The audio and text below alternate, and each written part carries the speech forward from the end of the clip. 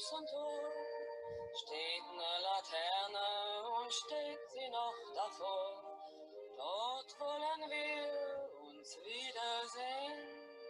Bei der Laterne wollen wir stehen wie einst Lily Marley. My name is Dennis Maulsby. I'm a native of Iowa. I am a Vietnam veteran, which gives me some empathy for veterans past, present, and future. I've written a poem about landings at Omaha Beach on D-Day. There were 5 beaches the troops landed on in Normandy. The Omaha Beach was the hard luck beach, the killing beach. They had 3,000 casualties there, which included 1,000 dead.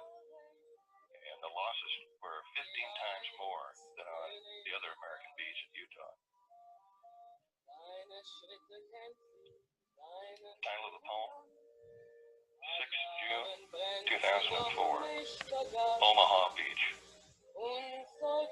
Against the moon rest sharp-cut shadows of bluffs and scrub trees. An inbound breeze unleashes the memory of gun oil and wet canvas. The wandering voice of Judy Garland creates throaty notes. A milky tide pulls sand from beneath my bare feet.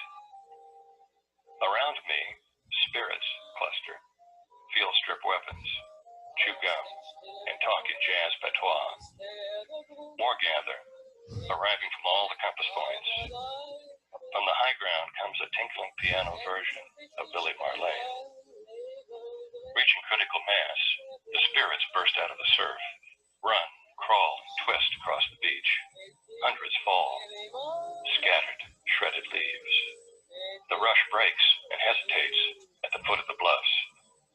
Gathering strength, clawing, pushing, lifting each other, they float over the top to vanish in the sunlight of a new day, drawing in their wake the crashing, triumphant boogie of 1,000 big bands. Mit dir, Lily Marley, mit dir, Lily Marley.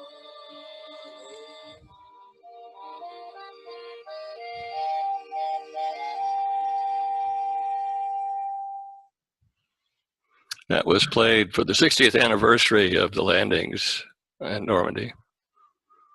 Wonderful. There's definitely a visual to that. Yeah. So can you tell me a little bit more about you and what you've written? Yeah, I got my start in writing, of course, early in school. And of course, Iowa schools are really good about teaching you writing. Even if you don't want to learn it, they make you do it. And decided that was a really good way to help overcome some of the trauma and the demons that I brought back with me from Vietnam. So every writer has this motivation, and mine is to keep the demons at bay. And actually, the Burlington Library really helped get me started. When I started to think writing was maybe the creative way to go, I saw an ad in the Hawkeye that the Society of Great River Poets were looking for additional members. So I joined, and of course, I think that group still meets at the Burlington Library, at least monthly.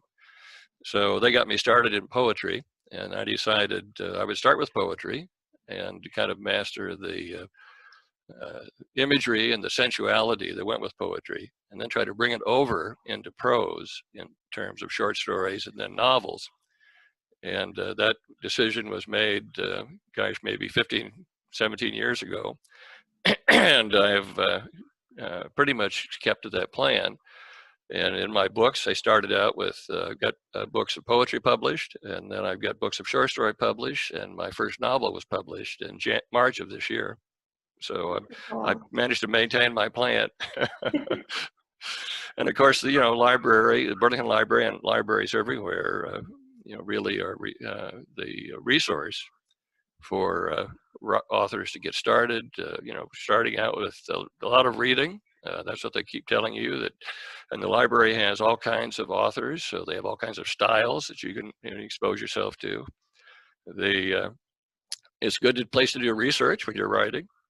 Almost everything you write has to have some research behind it. It's a quiet place to work, and of course you've got good internet connections. So I've had that done that a few times, to get out of the house and get to some place where it's quiet and I can go ahead and write. And there's writers groups. Almost all libraries have one or more writers groups. Like I said, in Burlington, for me it was the Society of Great River Poets. And other libraries all over Iowa, I've found, are hosts to writers groups for various kinds of genres, various kinds of writing. So without that, I don't think we wouldn't be able to get connected, with our peers and get that stimulus. And of course, another important facet is that libraries purchase your books to put on their shelves. So if you're marketing your books, that's one of the markets you need to look for. And I think the Burlington Library has about 5 of my books on your bookshelves, but there's more coming. So, and I also, one of the things an author does is they read their books, especially to groups of people that have an interest. And this was this reading was one of my books that came out last year, a book of short stories, and it was at Beaverdale Books in Des Moines. The first book that I wrote was a chapbook, and I would recommend that people think about chapbooks as their first way to get into the print. And this was, I put the chapbook together, I put it on a disc, took it down to the local printer in Burlington, had to print this up. And they worked with me for the cover art and some other ways to do it. I submitted it into contests, and it won a silver medal from the Military Writers Society of America, and also the Branson Stars and Flags approach. But again, chapbooks. The definition of chapbook: it's a small pamphlet containing tales, ballads, or tracts sold by peddlers. And of course, authors peddle their work. Or a second definition: a small paperback booklet, typically containing poems or fiction. Those are 5 chapbooks that I produced, and I published those myself. So these are what they call self-published.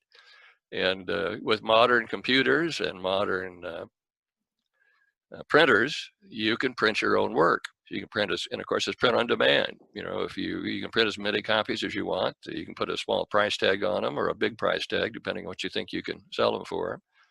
And I've done a couple of, they're not all my exclusive work. I have a couple of them where I've asked other authors to submit poems, and then I've published books with their poems in them.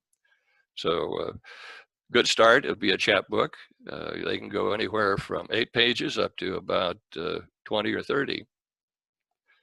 My first traditionally published book, and by traditional, I mean I sent it to a publishing house and they bought the manuscript. I didn't have to pay a dime to get this published, and that's traditional publishing. There also is what they call vanity press, where they'll accept your manuscript, but you pay for everything. I wouldn't recommend you go to a vanity press unless it's maybe a family history that you're not going to try to sell anywhere. You just want to get it to hand out to family. But this is a book of 99 pages of poetry, entitled Near Death, Near Life. And it was entered in contest, and it also won some medals. It won the top medal for that year in the poetry for the Military Writers Society of America. It got a gold medal. It was a finalist in the Best Book Award and finalist on the Da Vinci Eye cover art. The cover art is interesting. The publisher selected an oil painting, original oil painting from a Bulgarian artist, and it matches the title. The sun is a source of life. The woman's body is a source of life. The distortion of the body is representative of death, and the gas mask that she's wearing is representative of death. So it was near death, near life. And as you can see, it came very close to winning a first place in cover art, as well as the other things it did. So following my plan, poetry first, and then we go to prose. The first book of prose was published by the same author, same publishing house that did my book of poetry. They were satisfied with the results there, so they bought my next manuscript. And again, without me paying anything, they put the book out, and then I receive when the book is purchased, I receive a cut of the purchase price. And it ended up being a finalist in the International Book Awards, and it won a silver medal. So it's 17 short stories. And of course, I continue to write short stories with those characters. And this was an interesting book because each of the 17 stories is a different genre.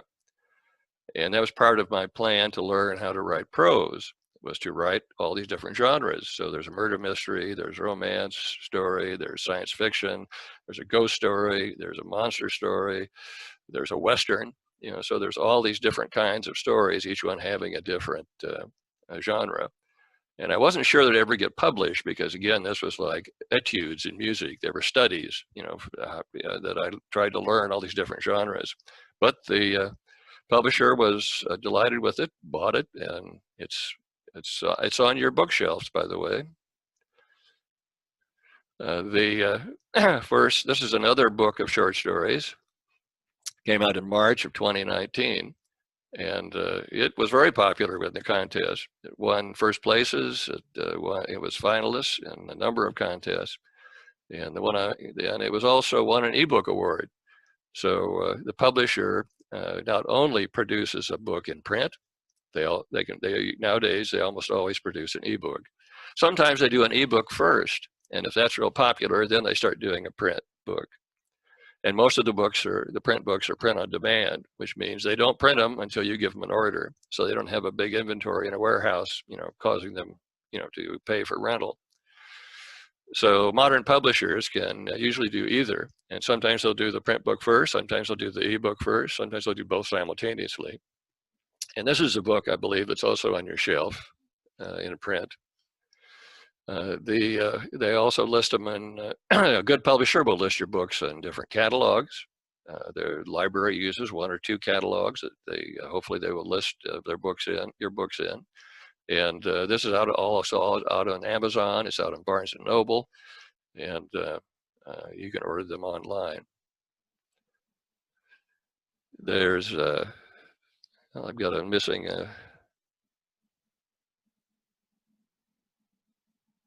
There's a picture that's missing here, but there's also places you can submit your work that are targets of opportunity. The Norwegian American Troll was a short story from the previous book, and I found a Norwegian American newspaper printed here in the United States, published since 1889, and they accept articles that are topics of interest to Norwegian Americans. So here was this piece of fiction about a Norwegian American troll, a paranormal story. They bought the story, and they also did they had their artist draw up a picture, which unfortunately isn't showing up here. But so you can find other places for your work, and you can get a twofer, or maybe more. Short stories, those will be published separately, even before your book is published. And sometimes publishing if you have 17 stories, you get 3 or 4 of them published ahead of time, that the publisher that's going to actually buy and publish your entire book is going to be pretty impressed. The 3 other editors thought your stories are pretty good. So that's a good way to impress publishers that would go for your whole book, your entire book. This is a book collection of stories. The publisher put them out before my latest novel, and this was their attempt at marketing and generating interest. So they produced what they call a collection, and it was called The Fantasy Works, and it was named that because of various multiple definitions. It is a book of fantasy for the most part, is where the stories and the poems, position themselves.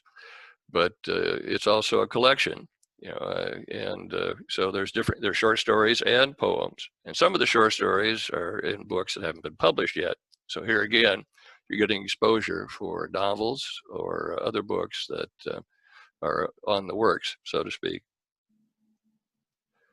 This is the latest book, came out in March of this year, and this is not on your shelves yet. It's been entered in some contests, which you don't have all the results back, but the first contest it did show up as a finalist, and it is a science fiction type book. It's a novel, So it starts out with an army major who has been in Afghanistan, caught a fatal disease there, a virus. Surprisingly, this was written way before the latest pandemic, and is released from the service, go back to his family. That they don't expect him to live long. So he goes back to a family where they have this chateau, a 500-year-old chateau up in the Allegheny Mountains, and he left under bad circumstances when he was 18. But he's only got one place to go, so he goes back to his family thinking he's going to die there. And little does he know the mysteries and the secrets that his family have kept from him. They are not going to tell secrets to an obstreperous youth that was going to leave early.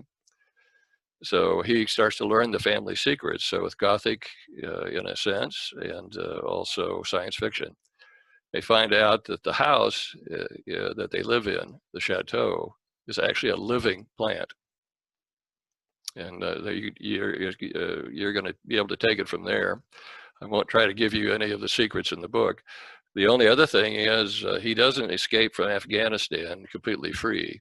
That because of his interaction with the Taliban there, one of the Taliban commanders has a blood feud with him, and he's going to come after him, even in the United States. So you have to get the book to find out how all that works out. But the other things you can do, there's great writers groups out there. The Military Writers Society of America. You don't have to be a veteran or a military person to write military stories to be able to join this group. I would highly recommend that if you have a predilection towards writing some military influenced stories and poems. There's the FFWA, Science Fiction Writers of America, been around a long time. And you have to qualify for the membership there by having your writings accepted by certain publications, and you have to be paid a certain amount of money. So it's two things. You have to have your stories accepted by certain specific publications, and you have to be paid a minimum amount of money for the story. And I think that's usually 6 to 8 cents a word. So I've managed to achieve that after many years of wishing that I could be a member of this group. So where you can find other information about me is on my website. It's very simple, www.dennismaulsby.com. There's my email address if you wish to email me with questions. And I also have an author's page on Amazon that you take a look at.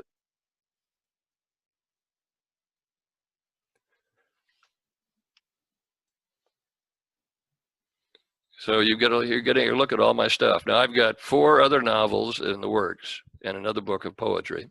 So heaven knows when they'll be finished, or heaven knows when they'll be purchased by a publisher. So, but you get lots of rejections, I'll tell you. That's one thing, if you're going to be a writer and submit your work, whether it's poetry or prose, that you're going to have to get used to rejection. It builds character. Yeah. Well, thank you so much for joining us. You've given us a lot of titles to look into and read, and we look forward to your new ones when they do come out.